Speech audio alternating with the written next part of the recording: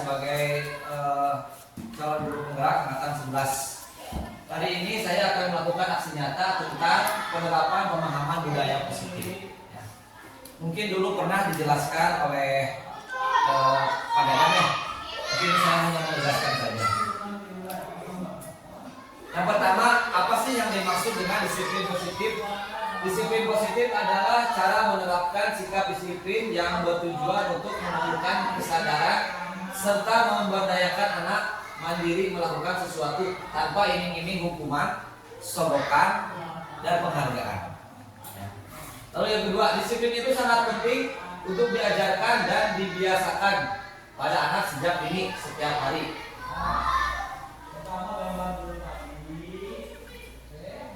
Selanjutnya, pendekatan ini bertujuan untuk menciptakan lingkungan yang mendukung perkembangan positif pada anak, sehingga anak bisa belajar dari kesalahan.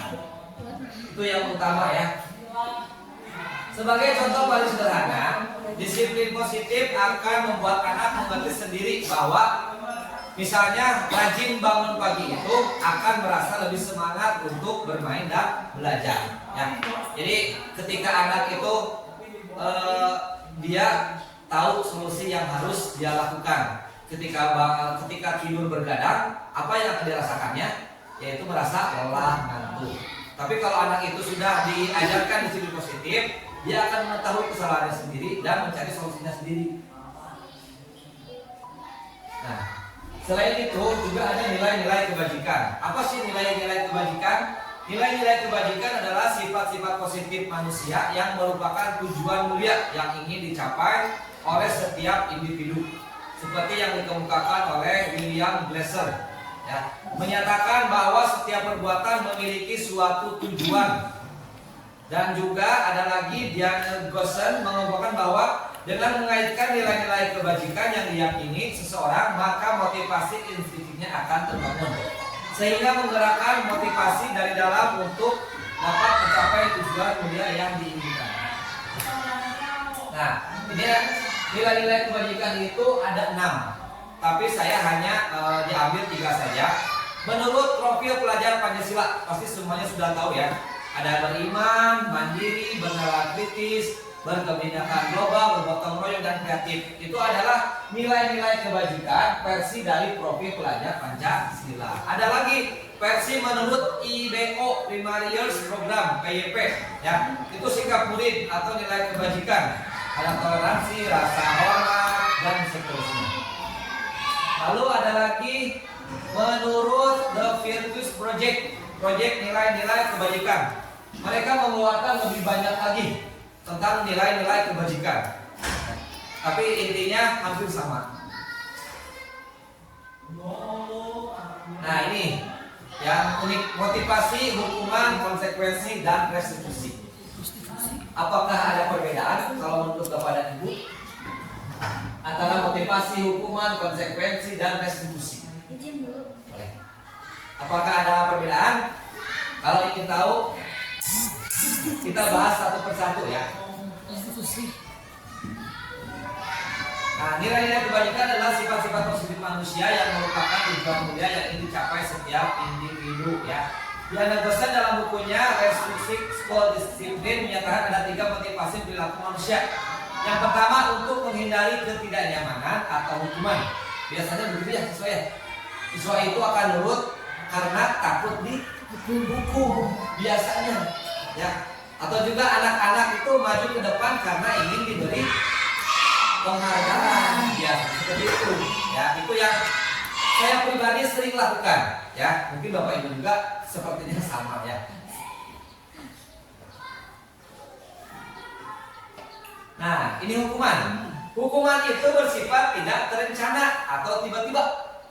Misalkan anak kita lagi bermain bola, ya kan? Kita langsung panggil, kamu push up 500 kali. Itu kan tidak terencana ya. Langsung langsung respon tiba-tiba saja. Itu yang dimaksud hukuman. Ya. Dan biasanya dipengaruhi oleh emosi, ya. Dan anak emosi akhirnya keluar hukuman-hukuman yang tidak terencana. Jadi kita tidak tahu itu mendidik atau tidaknya. Yang kedua adalah konsekuensi. Nah, ini konsekuensi biasanya sudah terencana atau sudah disepakati, ya. Seperti kita awal tahun baru biasanya suka membuat keyakinan kelas ya. Siapa yang tidak mengerjakan PR akan nah itu kan sudah kesepakatan, itu yang disebut konsekuensi. Nah yang ketiga ada lagi restitusi. Restitusi adalah proses menciptakan kondisi bagi murid untuk memperbaiki kesalahan mereka sehingga mereka bisa kembali pada kelompok mereka dengan karakter yang lebih kuat, ya.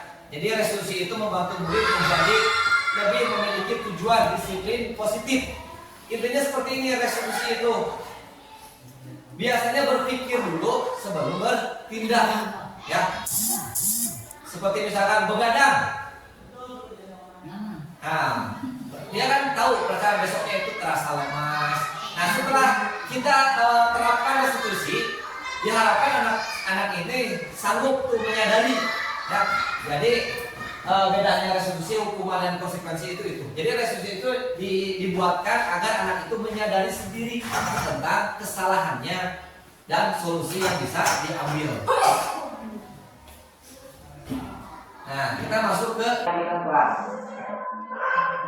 Di setiap karena kurikulum merdeka itu menyarankan ya ada yang namanya keyakinan kelas. Untuk saya sendiri biasanya tidak, karena kelas 5 sudah masuk merdeka, akhirnya membuat keyakinan kelas.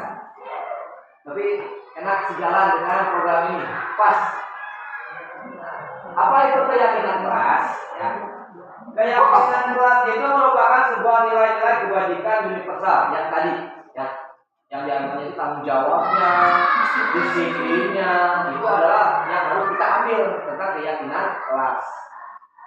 Keyakinan kelas dibuat secara bersama-sama dengan seluruh siswa. Itu yang disepakati. Ya, kita tidak boleh membuat keyakinan kelas. Jangan membuang sampah, jangan curhat, itu tidak boleh. Ya, dengan adanya keyakinan kelas, ini contohnya seperti yang sudah saya lakukan. Ya. Ini keyakinan kelas anak-anak yang keluar dari diri mereka, ya. Keyakinan kelas haruslah berpihak kepada murid dan dirumuskan bersama dengan murid demi membangun kemandirian tujuan kita, ya. Karena di CGP itu diajarkan menghamba kepada murid. Jadi apa yang kita lakukan itu harus seluruhnya kepada murid, ya. Guru hanyalah fasilitator dalam hal ini. Keyakinan kelas dibuat secara universal. Jadi guru itu hanya fasilitator. Siswa mengungkapkan pendapatnya, pengen A, pengen B, pengen C. Lalu kita sortir, bahas satu persatu, dan itulah yang akan disepakati bersama. Betul. Nah, ini tujuan menerapkan keyakinan kelas. Yang pertama, mewujudkan merdeka belajar pada anak. Jadi anak-anak itu ibaratnya leluasa, ya. Jadi anak itu tidak takut hukum intinya, ya.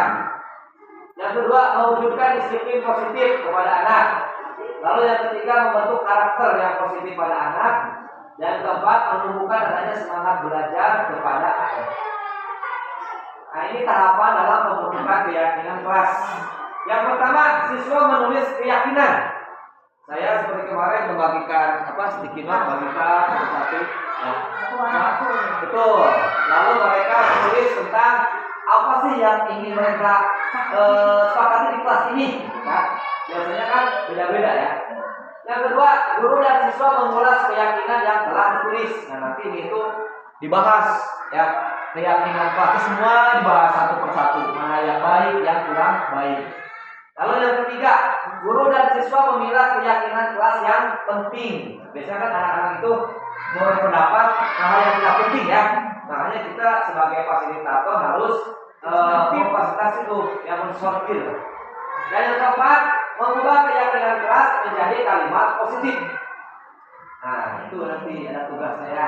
Ada kalimat positif, ada kalimat negatif. Ada yang tahu? Oh, udah benar. Sudah bagus. Oh, tadi udah benar ya saya. Nah, ini kalimat yang sudah positif. Tidak ada kata jangan, tidak boleh. Langsung ke intinya. Nah, contohnya hadir tepat waktu. Biasanya kita apa bilangnya? Dilarang terlambat. Nah, itu adalah negatif, ya. Tapi kita rubah dengan hadir tepat waktu. Ada lagi saling menghormati. Kalau di kelas misalnya Tidak boleh mengejek. Jangan mengejek. Itu ada kalimat negatif, ya. Jadi kita buatkan saling menghormati. Belajar dengan aktif dan tertib. Biasanya jangan berisik ketika tidak ada guru, ya kan? Jangan mencontek. Nah, kita bikin tuh kalimat positifnya, belajarlah dengan aktif dan tertib. Kalau kalimatnya tidak, Kalau tidak, jangan. tidak kayak sama. Ya, tidak, jangan itu tidak boleh. Ya. Jujur dalam ujian dan pengerjaan tugas. Nah, dilarang mencontek, jangan mencontek. Itu kan negatif ya. Kalimatnya jujur. Nah. Ayo, jangan ada baik. Nah, Jujur ada lagi yang kena buanglah sampah pada tempatnya. Itu hal yang biasa ya. Tapi kadang-kadang kan kita juga kadang salah kan. Dilarang buang sampah sembarangan, padahal itu adalah kurang tepat. Itu masih menggunakan kalimat negatif ya. Nah, ada juga nih, bermainlah di lapang atau halaman sekolah. Biasanya apa sih? Jangan main. Nah, jangan bermain di kelas. Jangan bermain bola di kelas. Iya. Jadi diganti nih, bermainlah di lapangan atau halaman. Langsung diberi petunjuk berarti ya. Betul. Ya. Dan yang terakhir, kebersihan adalah tanggung jawab bersama. Biasanya tentang piket tuh. Ya, jangan bolos piket. Jangan buang sampah. Jangan buang sampah dan lain-lain. Itu adalah dibuatlah kebersihan adalah tanggung jawab bersama. Jadi fungsinya menumbuhkan ya tanggung jawab mereka sendiri ya supaya mereka paham. Nah, nanti boleh dicek ya. Sudah betul. Kita yang tidak mencontek. Nah, ya, siswa itu ada 5 kebutuhan. Ada 5 kebutuhan yang harus dipenuhi oleh siswa. Yang pertama adalah bertahan hidup. Semua siswa bertahan hidup ya, pasti kan? Ya. Bertahan hidup itu adalah kebutuhan primer. Mereka membutuhkan makan, minum, pakaian, tempat tinggal, itu adalah kebutuhan, ya, kebutuhan pokok primer. Ya. Lalu ada lagi penguasaan. Apakah siswa perlu penguasaan? Ya. Perlu. Kebutuhan ini meliputi keinginan untuk dianggap dihargai. Ada nggak di kelas Bapak dan Ibu siswa yang selalu ingin dihargai? Ada. Bahkan selalu mencari perhatian. Ya. Kita saya ada Revan. Ya, kita saya ada Revan. Lalu saya Pak. Dan ketika berhasil ya, alhamdulillah. Ya, kamu hebat. Ya sangat senang sekali. Ya, diberikan hal seperti itu. Dan kalian pengen ketawa sendiri bu. Jadi ada hiburan di kelas. Ya, betul. Lalu yang kedua ada kesenangan. Kebutuhan akan kesenangan adalah kebutuhan untuk mencari kesenangan bermain dan tertawa. Itu sudah pasti ya. Anak-anak itu membutuhkan kesenangan, tetapi kadang kesenangan mereka itu di luar batas, ya, berlebihan. Nah, itu yang harus kita jaga, ya. Lalu yang keempat, kebutuhan kasih sayang dan rasa diterima. Kebutuhan untuk memberi dan menerima kasih sayang dan kebutuhan untuk merasa menjadi bagian dari satu kelompok. Di kelas masing-masing pasti ada yang namanya 1-2 anak yang dijauhi teman-temannya. Ada. Ada dua Entah di itu, kelas saya. entah itu karena misalkan belum mandi lah, lemot lah, macam-macam itu pasti, ya. Nah, itu yang harus kita sikapi itu bagaimana caranya supaya anak tersebut itu tidak selalu diasingkan. Ya, itu tugas kita. Berat loh. Pendekatan positif Pak. Betul. Dan yang terakhir adalah kebebasan. Kebutuhan untuk bebas adalah kebutuhan kemandirian, otonomi, memiliki pilihan dan mampu mengendalikan arah hidup seseorang. Nah, anak juga perlu kebebasan. Dalam satu kelas itu banyak anak yang karakternya berbeda ya. Anak mengerjakan matematika versi A.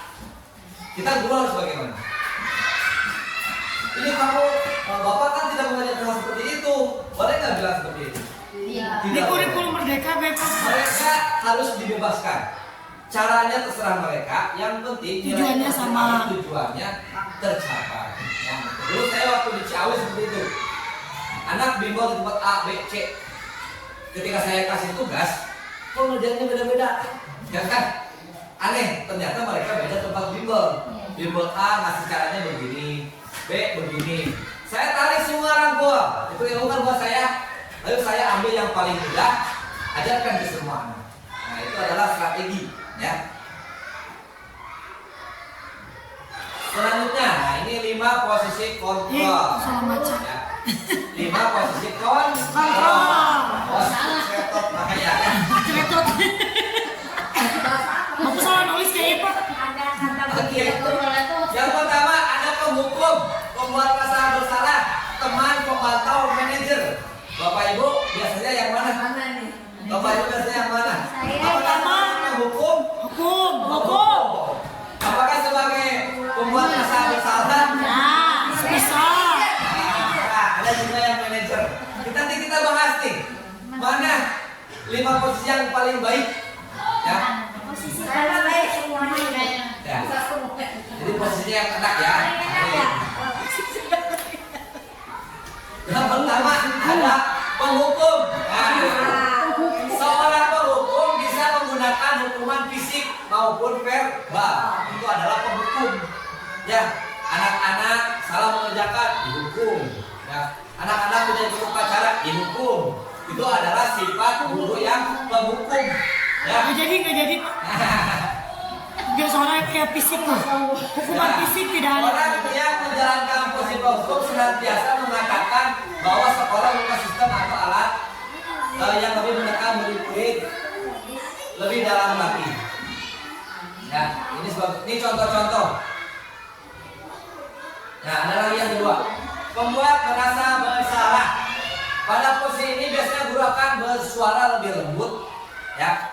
Nyindir berarti ini Ya, menyindir. menggunakan keheningan yang membuat orang lain merasa tidak nyaman, bersalah atau rendah diri. Ya, nanti akan ada di soal ini. Ya. Nah, 5 posisi kontrol yang mana nih yang ada di soal ini? Ya. Biasanya nih kata-kata yang keluar dari seorang pembuat merasa bersalah. Ibu sangat kecewa sekali dengan kamu, ya kan? Di depan orang-orang, di depan anak lainnya. Ketika kita memilih seperti itu, anak itu akan merasa bagaimana? Kita merasa sangat bersalah ya. Oh, saya malu nih dimarahin ibu guru, ditebak teman-teman. Itu adalah membuat rasa bersalah. Boleh atau tidak? Jangan diulangi ya. Jangan diulangi ya. Betul. Teman, guru pada posisi ini tidak menyakiti murid, ya, namun akan tetap berupaya mengontrol murid melalui persuasi, mengajak.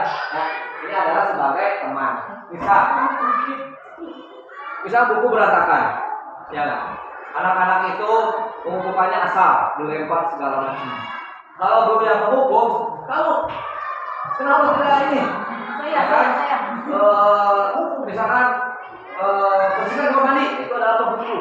Ya. Tapi kalau sebagai teman dipanggil secara lembut, nah, yuk kita bereskan bareng-bareng, itu adalah sebagai teman.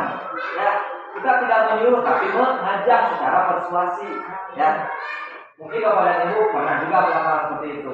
Ya, nah, biasanya guru yang itu sebagai teman. Ya. Nih, ayo bantulah beli Bapak ya. Ayo ingat, tidak bantuan Bapak selama ini. Ya sudah, kali ini tidak apa-apa, nanti Ibu bereskan. Itu adalah sebagai teman. Tapi kadang-kadang kalau kita terlalu berlebihan, anak-anak itu bisa ngelunjak. Itu yang harus juga ada batasan tertentu ya. Indah. Itu yang utamanya dari posisi manajer. Contoh kata-katanya, apa yang kita yakini kembali ke keyakinan kelas. Nanti ketika ada masalah di kelas nih, Ibu, Bapak Ibu itu yang dikuatkan keyakinan kelasnya. Ya. Apa kamu meyakininya? Jika kamu meyakininya, apa kamu bersedia memperbaikinya? Itu, ya. Biasanya kan gini. Apakah kamu salah? Salah. Berjemur di lapangan. Itu tidak boleh, ya. Itu tidak menunjukkan sebagai manajer. Nah, selanjutnya segitiga restitusi. Mungkin ini sudah banyak ya. Di Gugus, Bapak Pak Dadan juga sudah menjelaskan tentang segitiga restitusi. Dan saya pun pertama kali mendengar itu pengen ketawa. Segitiga Karena restitusi rasanya tidak mungkin gitu, bisa dilaksanakan gitu kan. Saya selalu berdebat dengan pastor saya, Pak ini bisa. Saya tetap rasanya sulit. Tapi kita coba nih. Mungkin Bapak Ibu punya pengalaman sendiri ya. Nah, Segitiga restitusi adalah proses menciptakan kondisi bagi peserta didik untuk memperbaiki kesalahan mereka, sehingga mereka bisa kembali kepada kelompok mereka dengan karakter yang lebih kuat. Ya. Melalui restitusi ini kita dapat membentuk peserta didik menjadi lebih memiliki tujuan, disiplin positif, serta menekan dirinya setelah berbuat salah. Ya. Itu utama dari segitiga restitusi. Nanti ingat tiga langkahnya ya. Nah, langkah-langkah segitiga restitusi. Jika anak berbuat salah, maka ada kebutuhan dasar mereka yang tidak terpenuhi. Biasanya, bagian dasar segitiga restitusi memiliki tujuan untuk merubah orang yang gagal karena telah berbuat kesalahan menjadi orang yang sukses. Biasanya seperti itu ya. Ketika ada anak nakal, apa yang kita lakukan? Malah membuat anak tersebut tersudut. Ya, jadi malah mungkin malah makin nakal. Ya, kalau tidak, biasanya di sekolah itu baik, tapi di rumah atau di luar, ya suka seperti itu ya. Biasanya pas pembagian rapot tuh, ketika ada yang mengambil rapot, bapak anak saya bagaimana di kelas itu, anak itu misalkan mengganggu. Di rumah enggak pak, di rumah anak saya baik, pendiam. Berarti dia tidak mengalami kebebasan di rumahnya. Ya, itu adalah cara yang salah. Ya. Nah,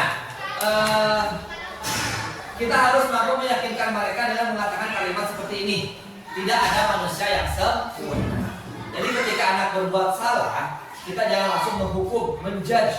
Ya, tapi kita ucapkan tidak ada manusia yang sempurna, betul nggak? Betul. Ya, tidak ada manusia yang sempurna. Jadi ketika anak berbuat salah itu adalah hal yang wajar. Ketika anak mendapatkan nilai kecil itu adalah hal yang wajar, karena kita sedang melakukan proses, ya proses belajar. Saya juga pernah melakukan kesalahan seperti itu, betul ya? Ketika kita berbuat kesalahan, mungkin kita juga pernah, ya. Cuman karena kita sudah dewasa, kita tahu kesalahan kita. Nah itu yang perlu diterapkan.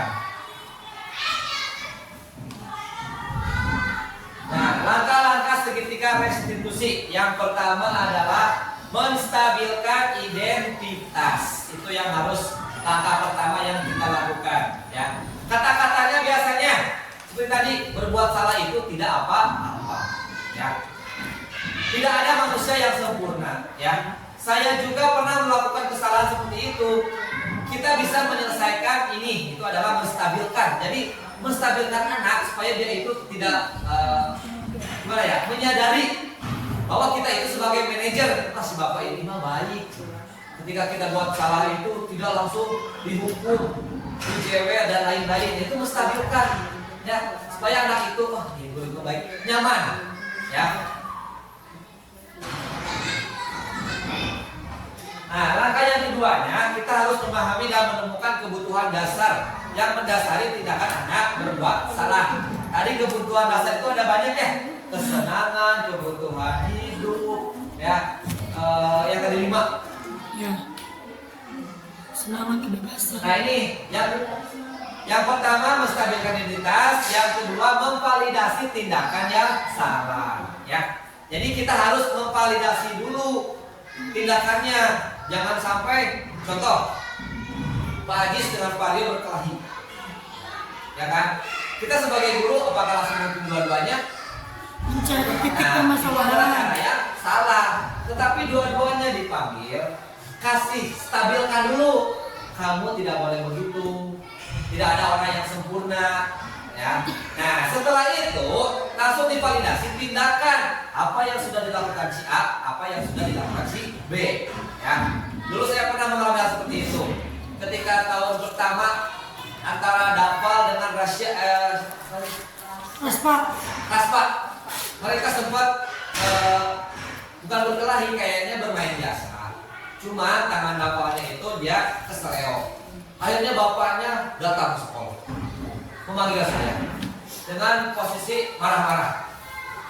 Tapi saya tidak membela Dafal.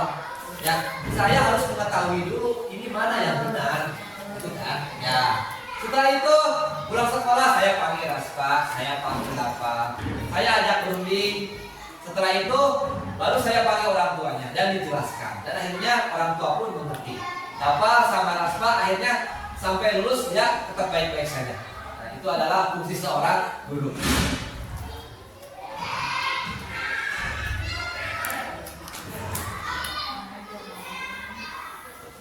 Nah, yang ketiga adalah menanyakan keyakinan. Kembali ke keyakinan kelas, ya.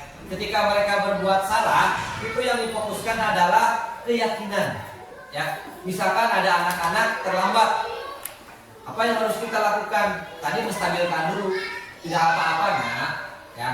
Yang penting tetap sekolah. Ya betul. Yang penting kamu sudah berusaha untuk ke sekolah, ya. Tapi kenapa kamu terlambat ke sekolah? Kita tanya tuh koordinasi tindakan. Saya waktu malam bermain game, Pak. Nah kita menanyakan keyakinan. Apakah hal seperti itu sudah sesuai dengan keyakinan kelas kita? Belum, Pak. Apa yang kamu langgar? Terlambat datang ke sekolah. Jadi mereka menyadari, ya. Dan apakah kamu akan melakukannya lagi? Dia pasti bilang lagi salah.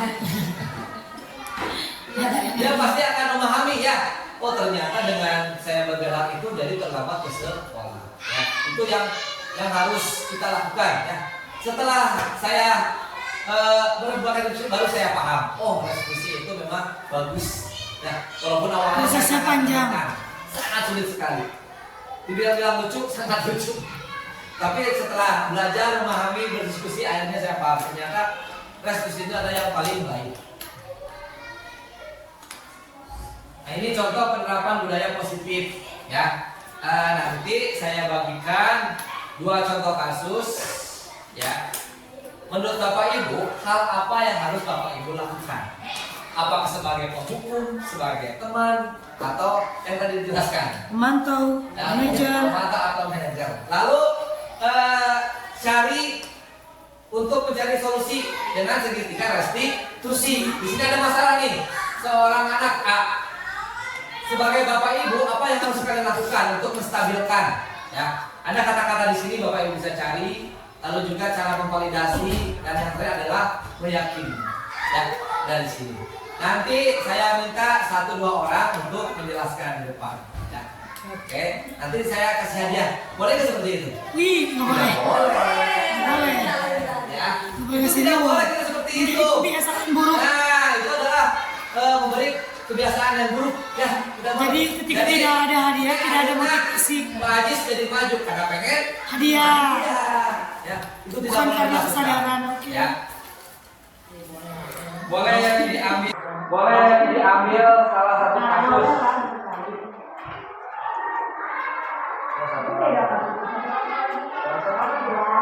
Oh, berdua. Dua. Anto dan Dino harus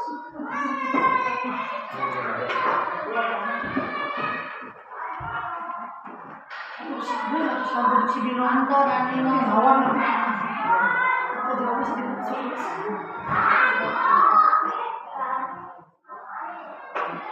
Ini tahapan segitiga restitusinya, ya. Dan tadi ingat kata-katanya.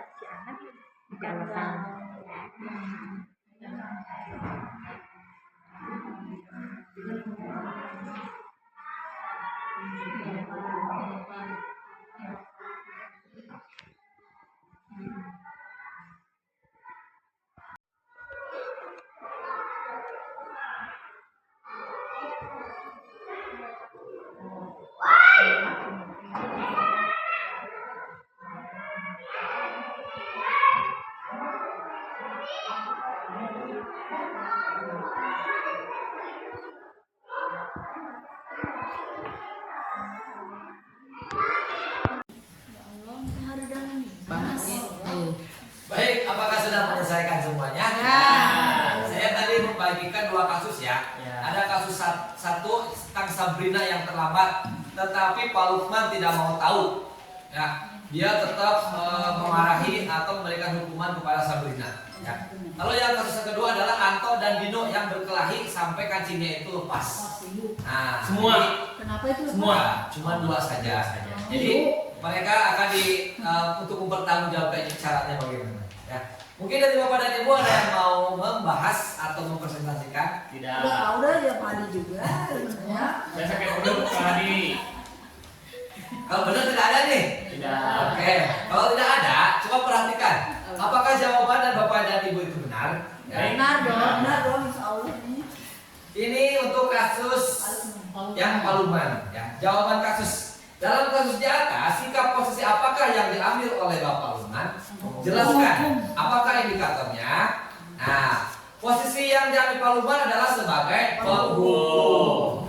Alasannya karena Pak Luman tidak menanyakan terlebih dahulu alasan Sabrina tidak mengikuti aturan serta langsung memberikan hukuman dan mengambil sepatu Sabrina dan memberikan Sabrina tidak menggunakan sepatu seharian. Ya. Bung Yaho bukan nama. Nah, betul. Itu adalah posisi Pak Lukman ya, sebagai penghukum. Oke, dia mau Pak Lukman semuanya. Ayah. Pertanyaan yang kedua, bila Bapak Lukman mengambil posisi seorang manajer, apa yang akan dikatakannya? Ya, jika menstabilkan identitas, Sabrina, manusia itu tidak sempurna. Ya, pasti melakukan kesalahan. Itu adalah menstabilkan. Ya. Lalu yang kedua, memvalidasi tindakan yang salah.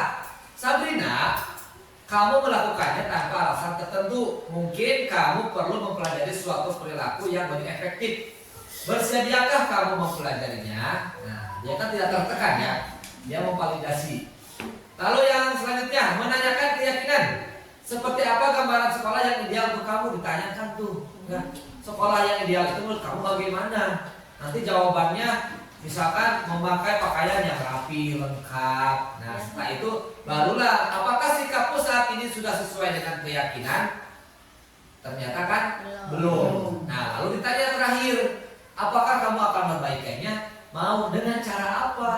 Nah, Sabrina itu yang Pak nanti gini. Nah, itu berarti Pak Lukman itu sukses ya. Dia melaksanakan segitiga restitusi. Ya. Nah, untuk kasus yang kedua, belum. Untuk yang ketiga, kira-kira bila Anda adalah kepala sekolah di sekolah tersebut, nilai kebajikan apa yang ingin dituju oleh peraturan harus berwarna hitam? Ya. Kemarin yang sudah disebutkan adalah kesetaraan. Kenapa kesetaraan? Dan dijawab. Betul, bisa jadi antara kesenjangan, ya. Karena kan kalau hitam itu semuanya sama, tidak ada kesenjangan, ya. Kalau ada yang putih, biru, mungkin salah satu anak akan benar. Itu mah sepatunya bagus, makanya disepakati kesetaraan yaitu sepatunya berwarna hitam. Lalu ada komitmen, nah komitmen juga termasuk ya. Kita itu harus komitmen kepada peraturan, ya itu yang diambil oleh kalau misalkan jadi kepala sekolah. Yang terakhir adalah kerapihan, wajib, ya. Ini adalah nilai kebajikan yang harus diambil. Soal yang kedua, posisi kontrol apa yang telah dipraktikkan oleh Ibu Suti Manajer. sebagai Manajer. manajer? Bagus sekali, ya. Jadi Bu Suti itu sudah melakukan manajer, ya. Apakah dia sudah melaksanakan segitiga restitusi? Ya. Ya, dia sudah melaksanakan, ya. Yang di situ ada kata-kata ya, menstabilkan identitas.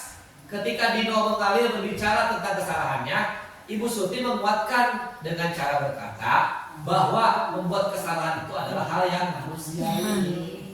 Itu adalah menstabilkan identitasnya, ya. Jadi apa yang dinilai itu manusiawi, namanya orang kan emosi wajar. Tapi dia tidak dimarahi, ya. Malah Hanya memfasilitasi. nah, betul. Memfasilitasi Dino untuk belajar. Lalu yang kedua, memvalidasi tindakan. Di kasus tersebut sudah ada ya. Ibu Suti sebagai kepala sekolah berupaya menenangkan keduanya, terutama Dino. Dino, sepertinya kamu saat ini sedang marah sekali, ya. Nah, mendengar itu Dino pun mengalir bercerita tentang kesalahan hatinya.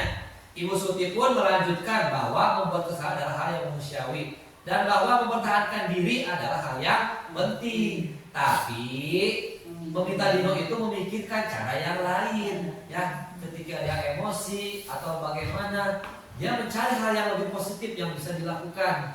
itu adalah memvalidasi tindakan. Dan yang terakhir, menanyakan keyakinan. Ya, di dalam cerita tersebut ada ya kata-kata menanyakan keyakinan. Ibu Suti bertanya tentang keyakinan sekolah yang disepakati. Ibu Suti berkata, apakah Dino bersedia memperbaiki kesalahan yang telah dilakukan terhadap Anto? Dan Dino pun mengangguk ya. Dan Ibu Suti pun bertanya pada Anto bagaimana caranya ya. Apa yang bisa dilakukan Dino untuk memperbaiki masalah Anto ya? Atau hanya menjawab, saya perlu kancing saya diperbaiki, hanya seperti itu ya. Ibu saya akan sangat marah kalau melihat kancing baju saya sampai copot hingga kancing begini ya. Itu adalah menanyakan keyakinan ya. Dan setelah itu Ibu Suti pun menanyakan apa yang akan dilakukan. Akhirnya si Anto itu mau memperbaikinya. Itu adalah betul.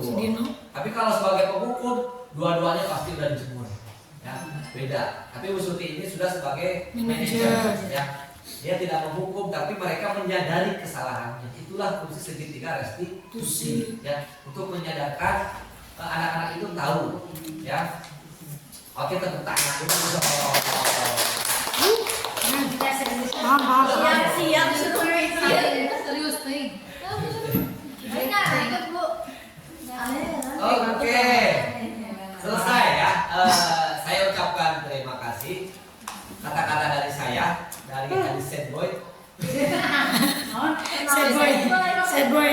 Tetaplah menjadi guru yang terus belajar. Ya, saya mengundang Bapak Ibu untuk masuk CGP angkatan 12. Dan sebentar lagi akan dibuka. Tugasnya menurut saya tidak terlalu berat. Ya, asal kita bisa memanage waktu, bisa selesai. Ya, pokoknya semangat. Ya saya masuk punya bapak ya. Dari saya cukup sekian. Wassalamualaikum warahmatullahi wabarakatuh. Waalaikumsalam warahmatullahi wabarakatuh.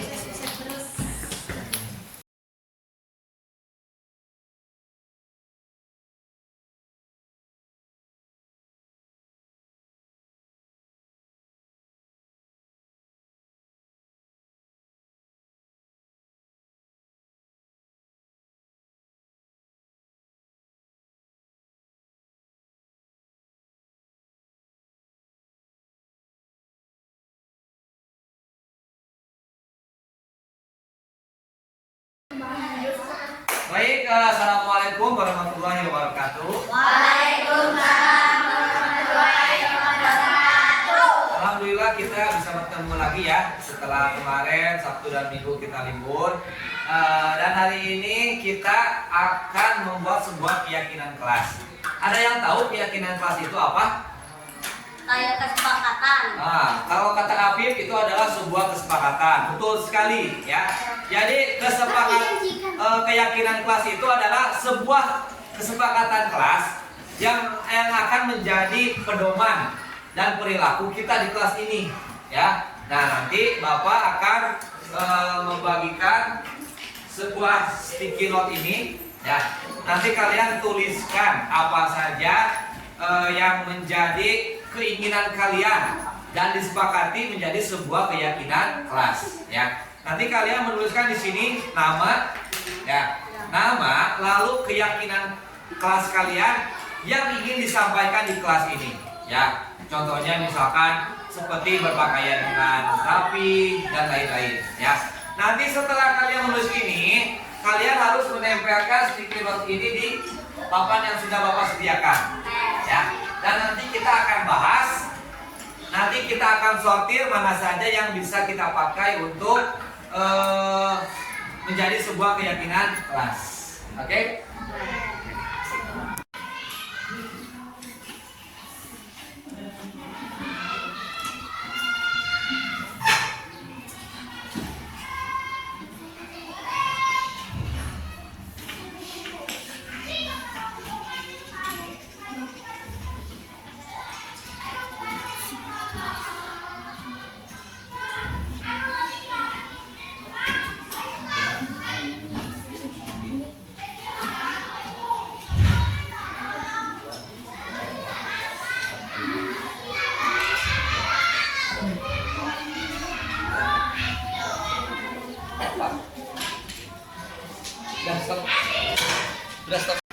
Silakan kalian tuliskan keyakinan kelas yang bisa kita sepakati nanti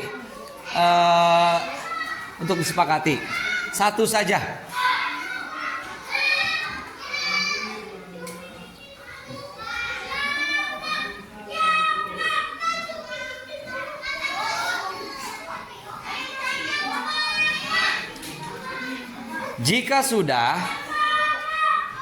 Jika sudah, silakan kalian tempelkan di papan tulis yang sudah disediakan.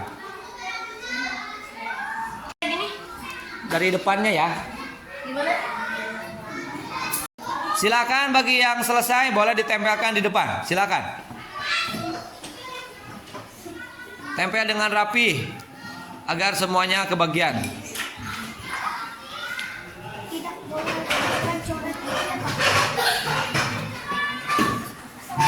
Kalau sudah boleh duduk kembali.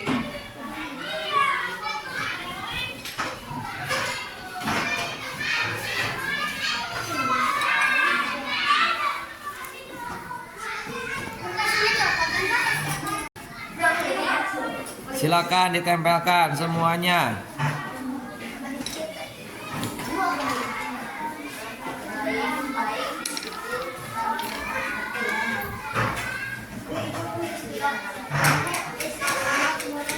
Yang rapi ya.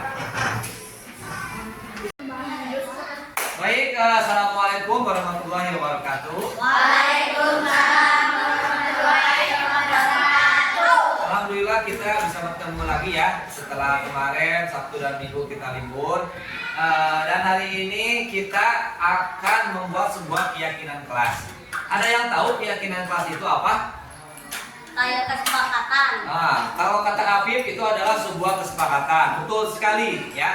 Jadi keyakinan kelas itu adalah sebuah kesepakatan kelas yang akan menjadi pedoman dan perilaku kita di kelas ini ya. Nah, nanti Bapak akan membagikan sebuah sticky note ini ya.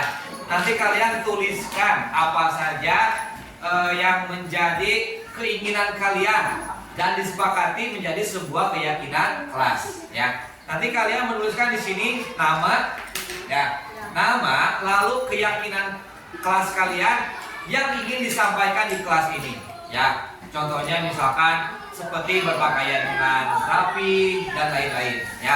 Nanti setelah kalian menulis ini, kalian harus menempelkan sticky note ini di papan yang sudah Bapak sediakan ya. Dan nanti kita akan bahas, nanti kita akan sortir mana saja yang bisa kita pakai untuk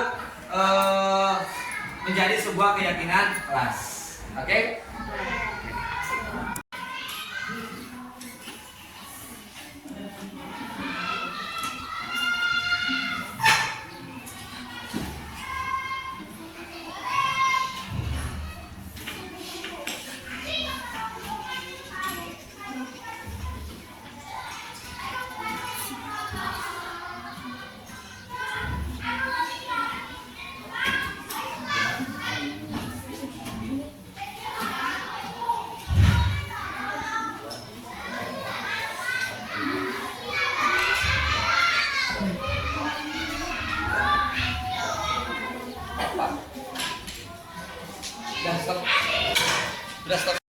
Silakan kalian tuliskan keyakinan kelas yang bisa kita sepakati nanti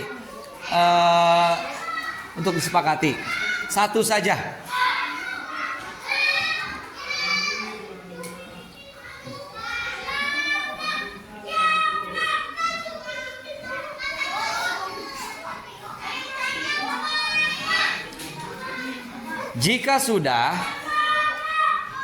Jika sudah, silakan kalian tempelkan di papan tulis yang sudah disediakan. Dari depannya ya. Silakan bagi yang selesai boleh ditempelkan di depan. Silakan. Tempel dengan rapi agar semuanya kebagian.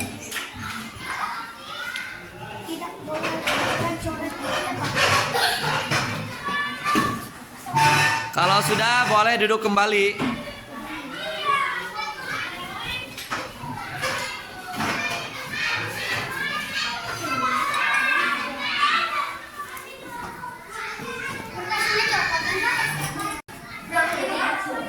Silakan ditempelkan semuanya.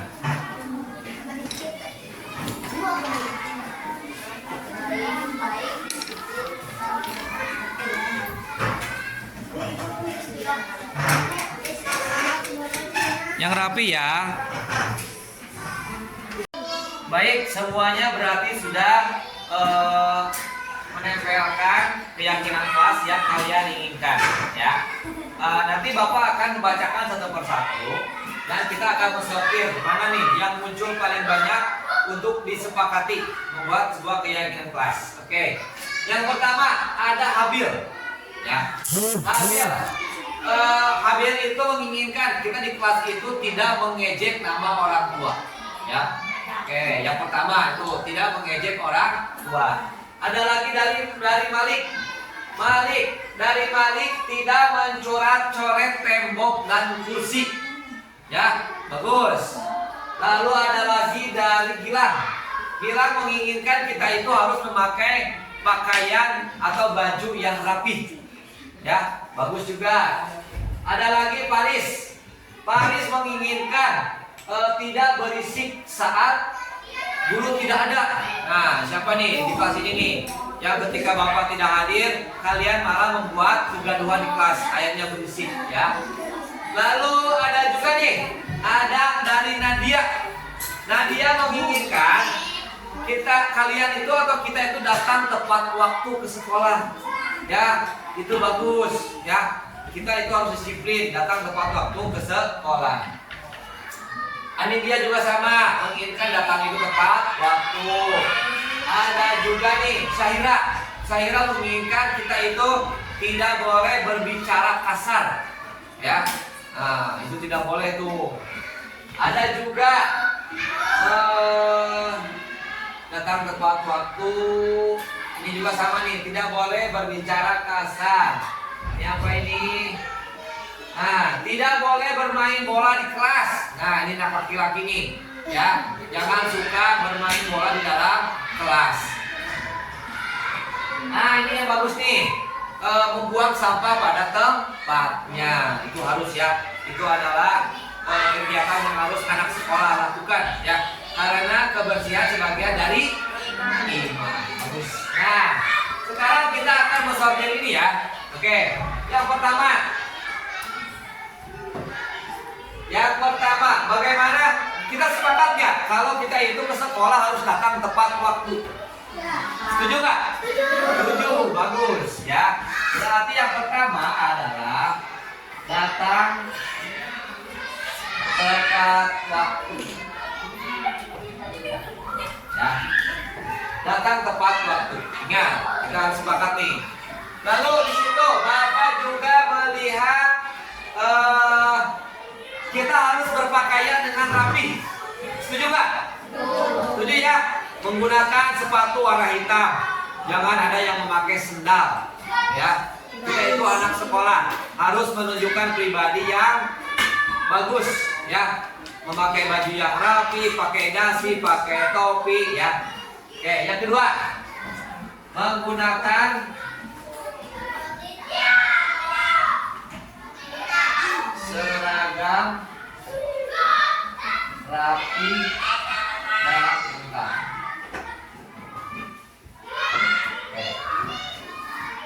Lalu yang ketiga, apa lagi ya? Nah, tidak mencoret-coret tembok. Sepakat? Sepakat, ya. Tidak mengotori ruangan kelas.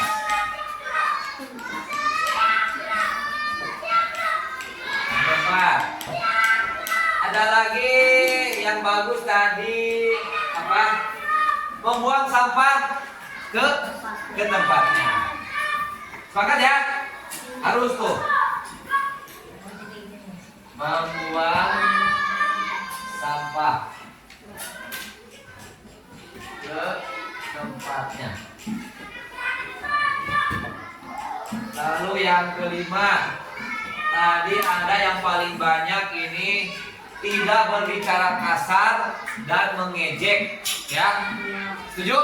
Setuju. Ya. Tidak berkata kasar dan tidak mengejek.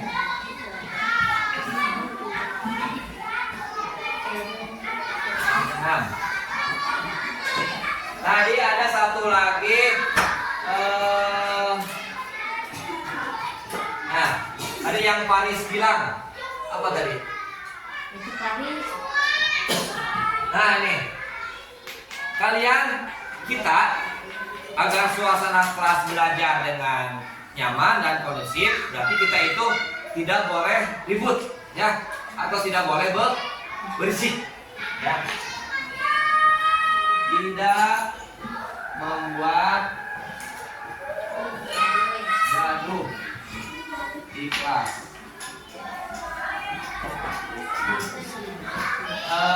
Apalagi ya, Bapak menambahkan satu. Yang pertama, kerjakan tugas atau PR tepat waktu, ya. Jadi jangan menjadi alasan bahwa PR-nya belum, ya. Mengerjakan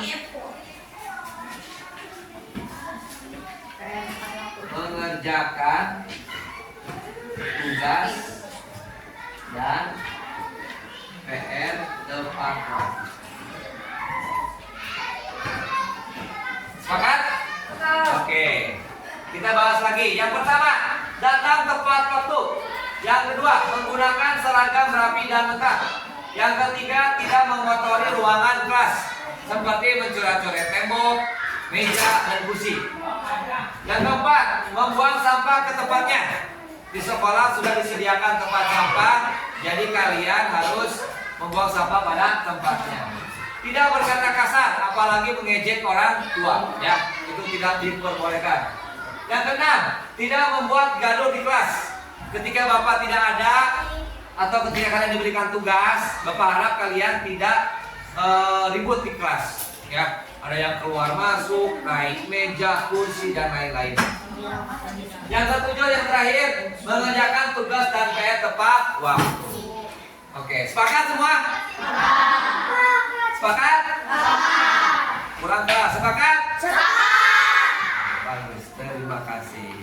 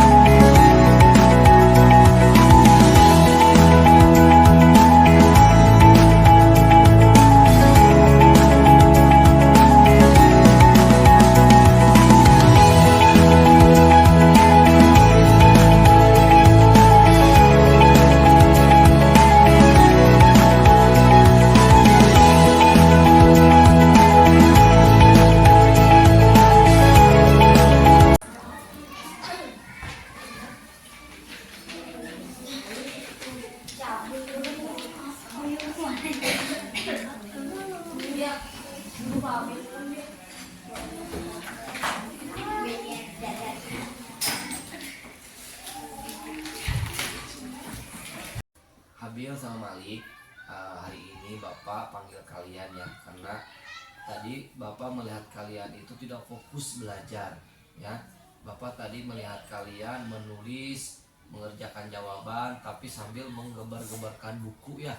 Terlihat kalian itu sangat kepanasan dan kegerahan, ya.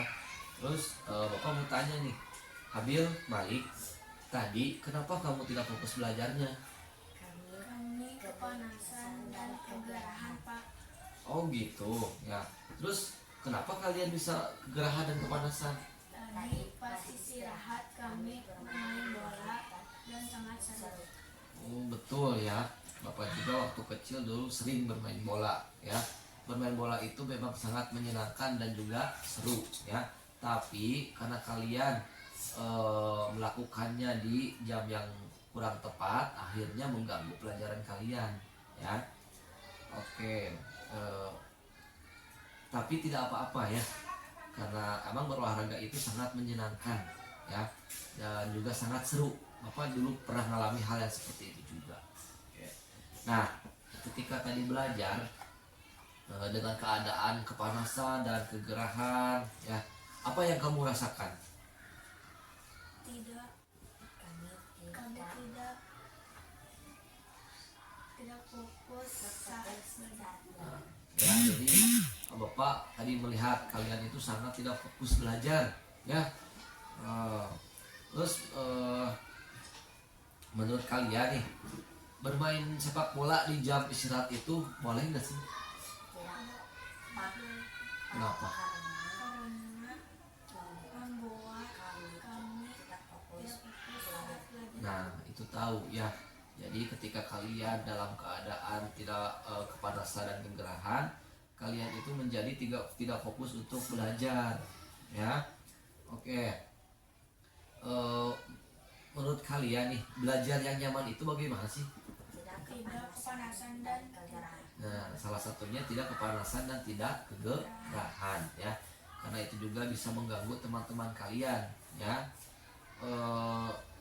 Menurut kalian nih, kemarin kan kita sudah membuat tentang keyakinan kelas ya. Ada nggak sih keyakinan kelas yang sudah kalian langgar? Ada tidak? Nah, jadi kenapa tuh tidak? Jadi belajar kalian bagaimana tuh?